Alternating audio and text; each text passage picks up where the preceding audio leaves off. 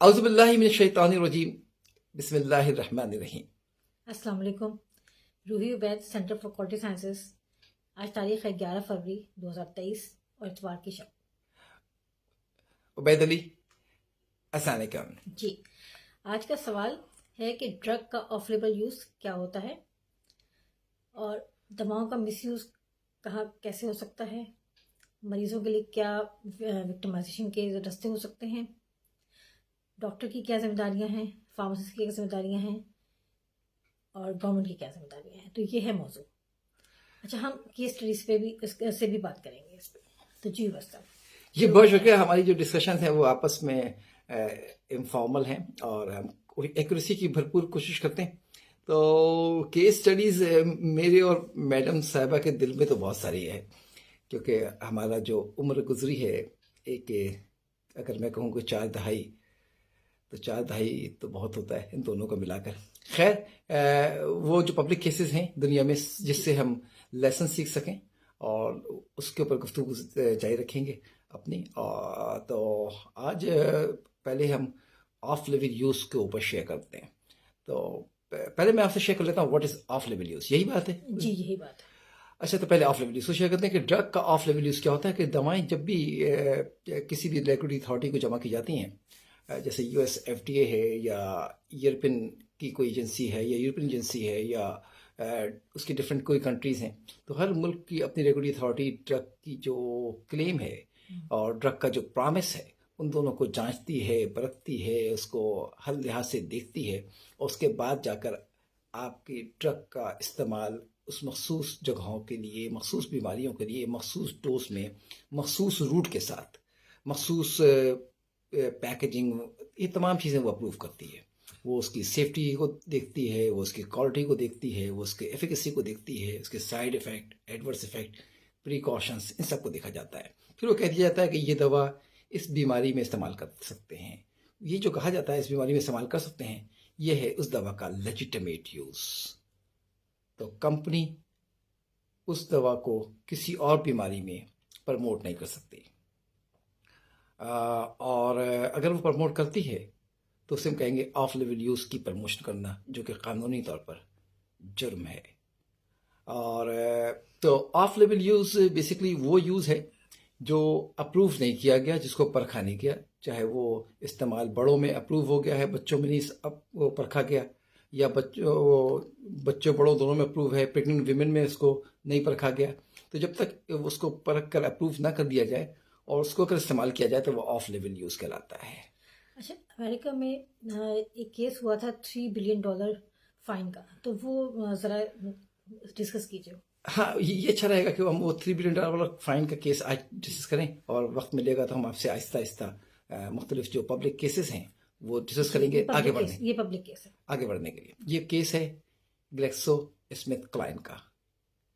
ان کو 2012 کے اندر، probably it was June July, $3 billion کا سیٹلمنٹ ہوا تھا کورٹ کے ذریعے، جس میں یہ سیٹلمنٹ ہوا تھا. اور سیٹلمنٹ میں انہوں نے ان کی جو میجر بات تھی وہ 3 دوائیں تھیں. ایک پرابلی آپ کو نام اگر یاد ہو ویلبٹرین تھا، اور ایک پیکسل ہے، پیکسل تھا، اور تھرڈ ایونڈیا. یہ 3 ان کی بنیادی دوائیں تھیں. تو پیکسل اور جو ویلبٹرین ہے وہ ڈپریشن کے لیے استعمال ہوتی ہے، اور ایونڈیا جو ہے وہ شوگر ٹائپ 2 ڈائبٹیز کے لیے استعمال ہوتی ہے.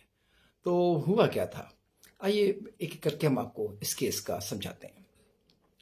جو پیکسل ہے وہ اینٹی ڈپریسنٹ ہے، اور جو لوگ سائنس کے لوگ ہیں سمجھتے ہوں گے سلیکٹیو سیروٹونین ری ہیپٹیک انہیبیٹرز، یہ ہے SSRI کہلاتا ہے. اور یعنی جتنی بھی اینٹی ڈپریسنٹ ڈرگس ہیں اس کے لیے، اس میں بچوں میں اگر استعمال کیا جائے لیس دین 18 ایئرس ایج سے کم لوگوں میں، تو سوسائڈل تھاٹس بڑھ جاتے ہیں. اب اس کی جو نیورو فارماکالوجی ہے یا جو نیورو کیمسٹری ہے، اس کے اوپر جو اس کے مفروضے ہیں، جو سرٹنٹیز ہیں، اس پہ میں ڈسکس نہیں کر رہا. لیکن یہ بتا دوں کہ یہ بات ریکمینڈ کرتی ہے FDA، یہ بتاتی ہے کہ اس میں تھاٹس بڑھ جاتے ہیں، اور یہ بات مختلف اسٹڈی سے ثابت بھی ہے.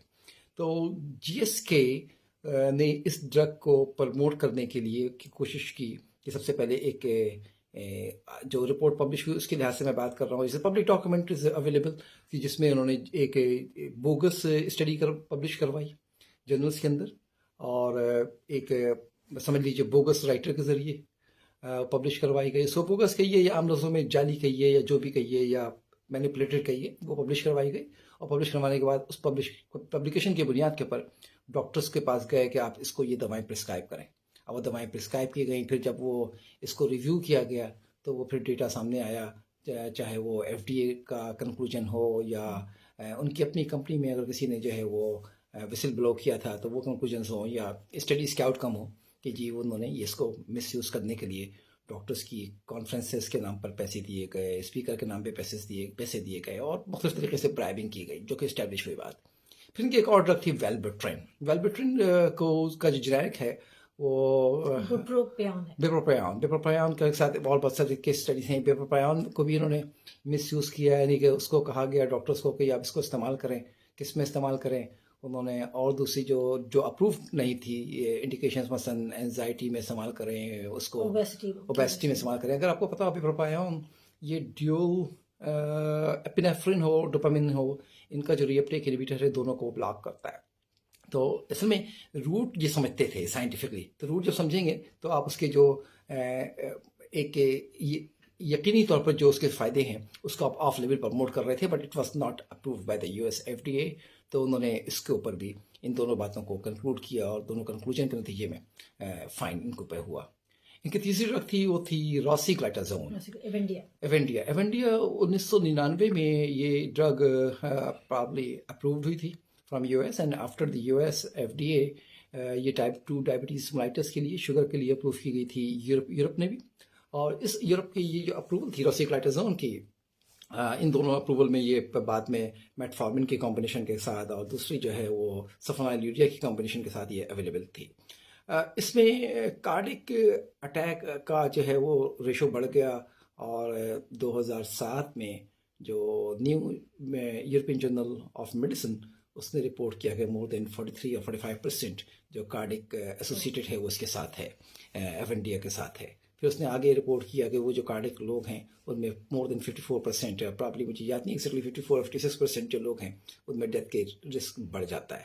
اچھا, یہ باتیں جس ثبوت سے انہوں نے آئیڈینٹیفائی کی وہ باتیں کمپنی کو پتہ تھیں, تو کمپنی نے یہ بات ایک لحاظ سے چھپا کے رکھی نوئنگلی, اور اپنی ڈرگ کو پروموٹ کرتے رہے, اور یہ بات انہیں انفارم نہیں کی گئی, جو بات بعد میں کلینکل ریئل ٹائم آبزرویشن سے سامنے آئی. تو یہ وجوہات بنی, اور اس کی بنیاد پر آپ دیکھیے کہ وہ جو سینٹ میں رپورٹ جمع ہوئی US سینٹ میں, اس میں پتہ لگا کہ جس 2006 تک فرام 99 to 2006 اور 2007 83,000 لوگوں کو ہارٹ اٹیک اس کی وجہ سے ہوئے. تو اس ٹو مچ, اس لیے بابر میں اور وہی کہتے ہیں نا جی کہ ہم کارپوریٹ کے اوپر یا کمپنیز کے اوپر نہیں کر سکتے. اگر آپ کو یاد ہو بس کہ جب ہم کالج پارک میں تھے تو آفس آف کرمنل انویسٹیگیشن کی ایک ٹیم آئی تھی اور اس نے اس کیس پہ انسرٹ شیئر کی تھی. جی 2014. تو ہم وہی می اینڈ روہی ہم نے فرسٹ ہینڈ جن لوگوں نے اس کو انویسٹیگیٹ کیا تھا اس پورے کیس کو, ان کے منہ سے اس بات کو سننے کا ہمیں موقع ملا. اچھا, ابھی آپ نے بات کی کہ چلڈرن میں سوسائڈ کا رسک بڑھ جاتا تھا ویلبوٹرین سے اور پیکسل سے, تو کیا چلڈرن میں کلینکل ٹرائل ضروری ہے الگ سے, کیوں؟ چلو ہمارے پاس ٹائم چونکہ محدود ہے, یہ بڑا امپورٹنٹ موضوع ہے, لیکن آپ سے شیئر کروں کہ چلڈرن میں بہت ضروری ہے, کیونکہ چلڈرن کی جو فزیالوجی ہے اور جو اس کی فزیالوجی ہے, کیونکہ ہمیں یہ جو آپ کا ہے نا امپیریکل جو آپ کا وہ ہے ایک اسسمنٹ ہے, اس کے لیے ہمیں سپورٹ چاہیے ہوتا ہے, تو اس لیے اسٹڈی کرنا ضروری ہوتا ہے اسپیشل پاپولیشن میں, چاہے وہ جیسے پریگننٹ ویمن ہوں, ایک مخصوص کیسز میں ہوں, مخصوص بیماریوں میں ہوں, تو ایک ڈرگ کو بہت طریقے سے پرکھا جاتا ہے. میری طرف سے بہت شکریہ جی. انشاءاللہ اگلی دفعہ کسی نئے ریئل ٹائم کیس جو پبلک کیسز ہیں اس کے ساتھ آپ کو آپ کے سوالات کی جوابات پرونے کی کوشش کریں گے. السلام علیکم. اللہ حافظ.